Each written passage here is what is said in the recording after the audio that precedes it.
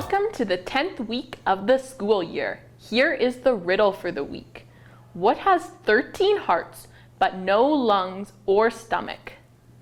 Join McNally's Poetry in Voice Club on Mondays at lunch in room 231.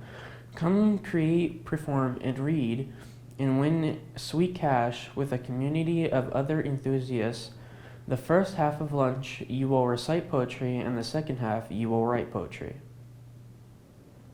McNally will be having our Remembrance Day ceremony on Wednesday, November 8th, starting at 11 a.m.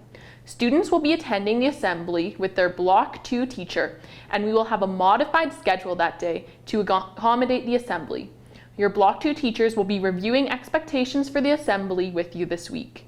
See Mr. Anderson in room 221 if you are a cadet and would like to be involved in the ceremony.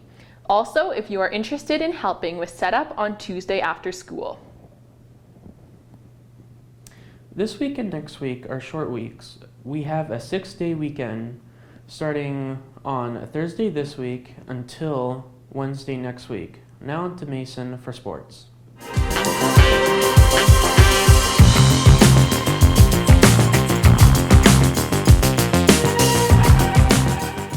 Hey Tigers, Mason's here for sports this week. Congratulations to the football team for winning the city finals. We are so happy for the whole team and how well you played. Be sure to congratulate the team if you see them. That's all for sports, and I'll see you next week, Tigers. This week for our faculty feature, we have Miss Borshnick. Why don't you start by telling us a bit about yourself?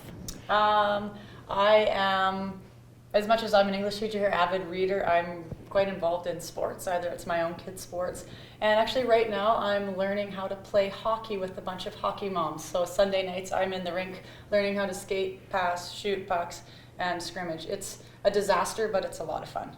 Awesome. As an English teacher at McNally, why did you choose to teach English?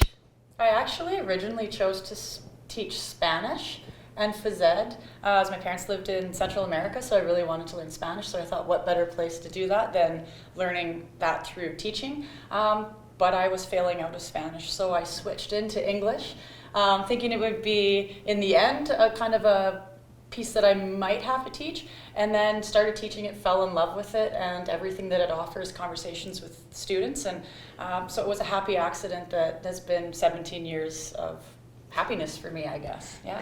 Nice. Our last question for you today is if you could compare yourself with any animal, which would it be and why?